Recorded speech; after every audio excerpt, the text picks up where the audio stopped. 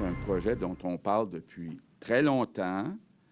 Comme premier ministre, c'est le genre de dossier où, peu importe la décision, il y a du monde qui vont chialer. Donc, pas un dossier facile, mais il faut avoir l'humilité, quand c'est nécessaire, de revoir une décision. Québec annonce à nouveau la construction d'un troisième lien après avoir été élu sur cette promesse, avoir retiré la décision, y avoir renoncé parce que l'achalandage ne le justifiait pas, avoir attribué sa défaite électorale d'Argentalon en raison de ce recul, l'avoir ramené dès le lendemain après avoir mandaté la CDPQ Infra d'étudier la question. Ça te fait dire encore que l'achalandage ne le justifiait pas. Québec ressuscite le projet pour une notion de sécurité économique.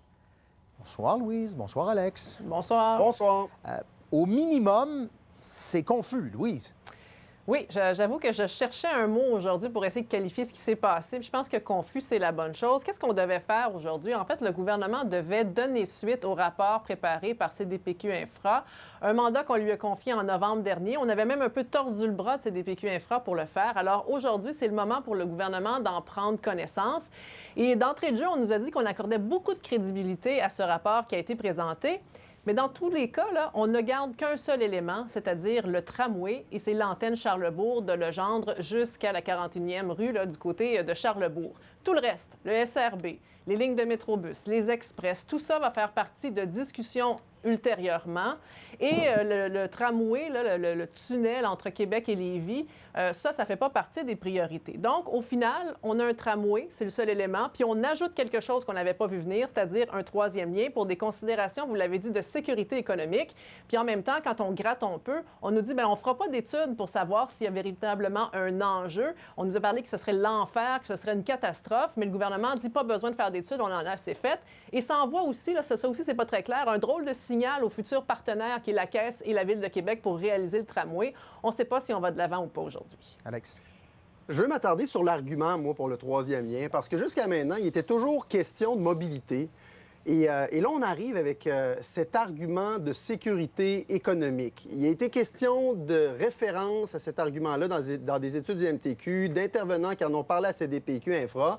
Mais on va se le dire bien franchement, là, on n'avait vraiment jamais vu cet argument-là venir. Ça n'avait jamais été une grande préoccupation jusqu'à maintenant. La preuve, c'est que tous les plans de la CAQ qui avaient été présentés jusqu'à maintenant pour un troisième lien parlaient de mobilité, puis il y avait des enjeux aussi pour le transport des marchandises.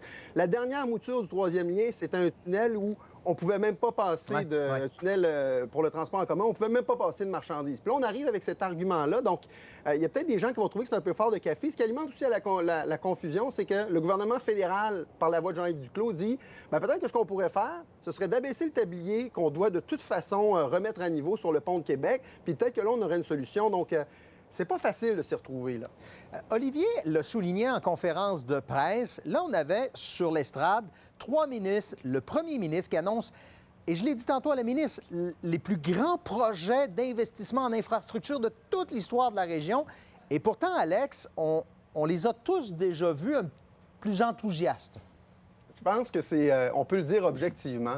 Il y avait un fond gris. On avait l'impression que les mines étaient un peu basses. Puis moi, ce que j'ai perçu, là, puis je ne sais pas si vous êtes d'accord, c'est qu'on avait davantage affaire à une justification qu'à une annonce dans cette conférence de presse-là. Pourquoi est-ce qu'on est revenu sur notre décision de cette façon-là?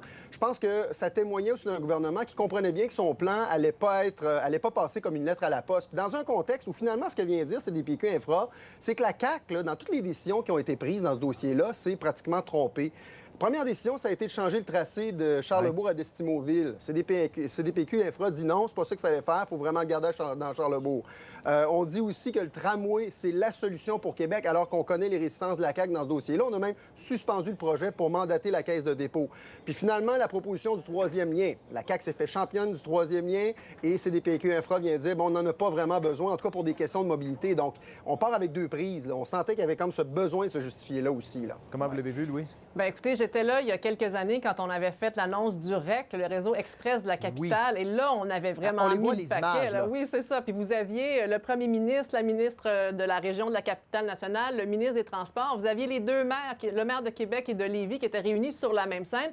Je me rappelle que M. Labombe n'était pas trop de bonne humeur cette journée-là, mais quand même, on avait mis le paquet, puis on avait invité beaucoup de monde. C'était dans une très, très grande salle, alors qu'aujourd'hui, c'est dans une toute petite salle. Les journalistes étaient debout, il faisait chaud. Alors, c'était vraiment particulier. On était dans deux autres mondes. Mais c'est pas tout à fait étonnant quand même, parce que la CAQ savait qu'en ramenant cette idée de troisième lien-là, il y aurait un barrage de critiques et de questions très serrées pour essayer de comprendre où s'en va le gouvernement avec tout ça. Et le problème, c'est que cette fois-ci, on dirait que la CAQ refait exactement la même chose, c'est qu'elle met la charrue devant les bœufs. Elle annonce qu'elle va faire un troisième lien coûte que coûte. Et là, cette fois-ci, elle dit qu'elle ne fera pas d'études. Alors, les gens ont déjà joué dans ce film-là. Alors, il y a bien des gens qui se posent des questions aujourd'hui à la suite de cette annonce. Les gens qui en veulent vont se dire, est-ce que cette fois-là, c'est pour vrai? Oui. Les gens qui en veulent pas, bien là, voient la tergiversation et la confusion des derniers mois. Sur le tramway, est-ce qu'il y a un engagement clair, précis, net pour la phase 1, Louise? Est-ce que vous avez senti un enthousiasme? Vous savez, des fois, dans la vie, il ne suffit pas de dire que c'est un grand jour ou de dire qu'on a de l'ambition pour la capitale nationale et qu'on va aller de l'avant avec un projet de tramway. Des fois, ça prend un peu plus que ça. Mme Guilbeault, dans sa déclaration ce midi, elle n'a pas prononcé le mot tramway une seule fois, sauf erreur. Là.